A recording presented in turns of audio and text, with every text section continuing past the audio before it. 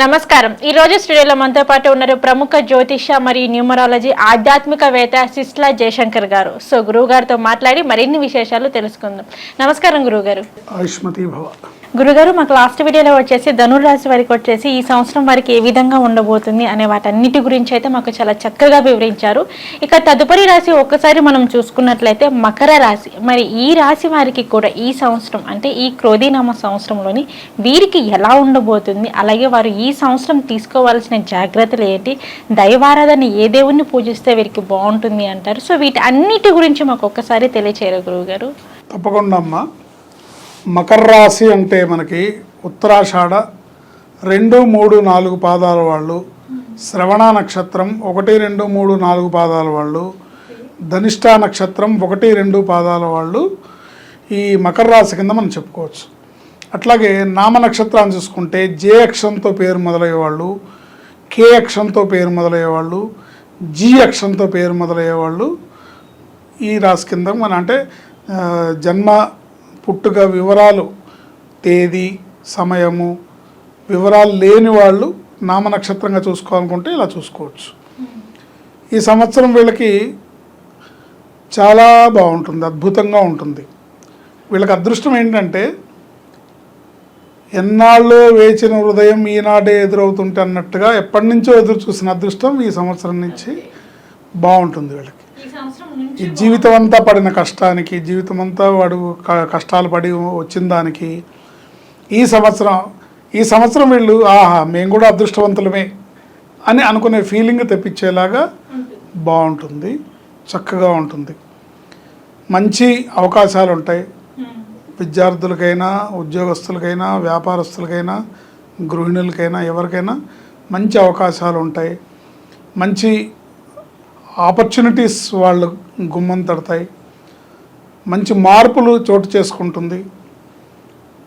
తర్వాత ప్రేమ వివాహాలు ఎవరన్నా ఇప్పుడు కొంతమంది ఉంటారు, మేము 10 ఏళ్ళ నుంచి ప్రేమించుకున్నాం కానీ మా పెద్దలు ఒప్పుకోలేదు, పెళ్లి చేసుకోలేదు, వాళ్ళు ఒప్పుకున్నాక చేసుకుందామని ఉన్నాం. అలాంటి వాళ్ళకి ఈ సంవత్సరంలో అనుకూలంగా ఉంటుంది. వాళ్ళకి ఈ సంవత్సరం పెద్దలు ఒప్పుకొని వాళ్ళ వివాహం జరిగే అవకాశం ఇట్లా ఉంటుంది. ఎన్నో ఏళ్ళుగా అభివృద్ధి చూస్తున్న వాళ్ళు, ఎన్నో ఏళ్ళుగా వివాహం కోసం చూస్తున్న వాళ్ళు, ఎన్నో ఏళ్ళుగా సంతానం కోసం చూస్తున్న వాళ్ళకి కూడా ఈ సంవత్సరం వీళ్ళకి అనుకూలంగా ఉండే అవకాశం ఉంటుంది. సో వీళ్ళంతా కూడా ఈ రాశి వాళ్ళకి ఈ సంవత్సరం నూతన గృహాలు నిర్మించుకునే అవకాశం, నూతన వాహనాలు కొనుగోలు చేసే అవకాశం ఇవి కూడా వస్తాయి. బాగుంటుంది, చక్కగా ఉంటుంది. కానీ ఈ రాశి వాళ్ళందరూ కూడా ఈ సంవత్సరం ఆంజనేయ స్వామిని ఆరాధించడం, తర్వాత వీళ్ళకి మానసికంగా కొంత ఏమీ లేని దానికి భయం అనేది ఒక ఫోబియా లాంటిది ఒకటి ఉంటుంది. అంటే అక్కడ ఏముండదు, ఒక మనసులో ఒక భయం, ఇది జరిగిపోతుందేమో, అలా జరుగుతుందేమో, అట్లా ఇబ్బంది వస్తుందేమో, ఇట్లా ఇబ్బంది వస్తుందేమో, నాకేమైనా ఆరోగ్యం పాడవుతుందేమో, మా వారు ఎలా ఉంటారేమో, మా పిల్లలు ఎలా ఉంటారేమో, వాళ్ళు స్కూల్ నుంచి ఇంటికి వచ్చేదాకా టెన్షనే, వాళ్ళు కాలేజీ నుంచి ఇంటికి వచ్చేదాకా టెన్షనే, ట్యూషన్కి వెళ్ళిన టెన్షనే, ఏమో ఎలా ఉంటుందని కొంచెం ఒక నెగిటివ్ థింకింగ్ లాగా భయాలు అనేవి వీళ్ళ మనసులో ఉంటాయి. ఒక్కటి గ్రహించాలి, వీళ్ళు ఏంటంటే ఆ భయాలన్నీ కూడా ఫోబియా, భయపడుతుంటాం అనేది ఇది ఇది ఇది నిజం కాదు అనే విషయాన్ని మీరు గుర్తుంచుకోవాలి. నేను భయపడేది జరగదు, ఇది నేను ఇలా అపోహపడుతున్నాను అని మీరు గుర్తించి అన్నిటినీ అధిగమించి ధైర్యంగా ఒక అడుగు ముందుకేస్తే తప్పకుండా విజయం మిమ్మల్ని వరిస్తుంది. సో ఆ భయం అనేది తొలగించుకోవాలి. ఏమీ అయిపోదు, ఏదో అయిపోతుందనే భయం. ఇప్పుడు ఏదన్నా 10 లక్షలతో ఒక వ్యాపారం చేయాలనుకున్నా ఏమవుతుందో, మన డబ్బులు మనకు వస్తాయో రావో, మనం చేయగలుగుతామో లేదో అని ఒక భయం.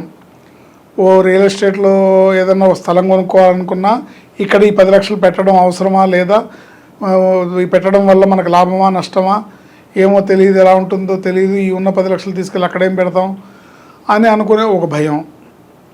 ఇట్లా ఏం చేయాలన్నా ఒక భయం వీళ్ళని వెన్నాడుతూ ఉంటుంది. ఆ భయాన్ని తొక్కిపట్టి ధైర్యంగా ఒక అడుగు ముందుకేస్తే విజయం వీరిదే. ఆ భయాన్ని తొక్కిపెట్టేయాలి. సో అందుకు గాను వీళ్ళు ప్రతి మంగళవారం శనివారం తప్పనిసరిగా ఆంజనేయ స్వామిని ఆరాధించాలి, ఆంజనేయ స్వామి దేవాలయాన్ని దర్శించాలి. శనివారం నాడు ఆంజనేయ స్వామికి తప్పకుండా వీళ్ళు ఆకు పూజ కానీ, సింధూర లేపనం కానీ, వడమాల కానీ, ఏదో ఒక రకమైన ప్రత్యేకమైన పూజ, అష్టోత్తర శతనామ పూజ అవి చేయించుకోవాలి. చేయించుకోవడం ద్వారా ఈ మానసిక పరమైన ఆందోళనలు, భయాలు తగ్గి ధైర్యంగా వీళ్ళు ముందుకెళ్ళగలుగుతారు. వీళ్ళ విజయ రహస్యం ఒక మాటలో ఎక్కడుంది అంటే, మీ మనసులో ఉన్న అపోహల్ని, భయాల్ని తొలగించి మీరు ధైర్యంగా అడుగేయటంలోనే మీ విజయం దాగి ఉంది. మీ విజయం మీలోనే ఉంది, మీ మనసులోనే ఉంది, మీ మేధస్సులోనే ఉంది. దాన్ని మీరు అపోహలకు పోయి ఎందుకు వచ్చిందిలే, ఇప్పుడు ఎందుకులే అని ఆగిపోవటం వల్ల అది ఫెయిల్యూర్ అవుతుంది. ఏం కాదు, ధైర్య సాహసే లక్ష్మి, నాకు భగవంతుడు ఉన్నాడు, నా టైం బాగుంది అని అడుగు ముందుకేస్తే తప్పకుండా వీళ్ళు విజయాన్ని సాధిస్తారు. అన్ని రకాలుగా గ్రహశాంతిని పొందుతారు. ప్రతిరోజు తప్పనిసరిగా హనుమాన్ చాలీసా పారాయణ చేసుకోవాలి. ఈ కలియుగంలో మానవ జాతిని రక్షించగలిగిన ఏకైక సత్తా ఆంజనేయ స్వామి. సో ప్రత్యేకంగా వీళ్ళకి ఆంజనేయ స్వామి అనుగ్రహం అనేది చాలా అవసరము. ఆంజనేయ స్వామిని మీరు ఎలా ఆయనతో భక్తుడికి భగవంతుడికి ఉండే బంధాన్ని ఎలా పెంచుకుంటారు అనేది మీకు మీ శక్తి కొలది. మీరు హనుమాన్ చాలీసా పారాయణ రోజుకు ఒకసారి చేస్తారా, 3 సార్లు చేస్తారా, 5 సార్లు చేస్తారా, 11 సార్లు చేస్తారా, మీ ఇష్టం. ప్రతిరోజు చేస్తారా, వారంకి ఒకసారి చేస్తారా, మంగళవారం శనివారం చేస్తారా, మీ ఇష్టం. ప్రతిరోజు కనీసం రోజుకు 3 సార్లకు తగ్గకుండా హనుమాన్ చాలీసా పారాయణ చేసుకుంటే మంచి ఫలితాలు ఉంటాయి. మంగళవారం శనివారం ఆంజనేయ స్వామిని దర్శించి ఆయన సింధూరాన్ని నుదుటిన ధరించి ఆయనకి ఏదన్నా ఆకు పూజ కానీ, వడమాల కానీ, సింధూర లేపనం కానీ, మంగళవారం నాడు సింధూర లేపనం, శనివారం నాడు వడమాల వేయించడం అనేది చాలా ఉత్తమమైన ఫలితాలను ప్రసాదిస్తుంది. స్వామి అనుగ్రహంతో పాటుగా గ్రహాల అనుగ్రహం కూడా లభించి వీళ్ళు ఉన్నతమైన జీవితాన్ని, అదృష్టాన్ని పొందుతారు అని చెప్పచ్చు.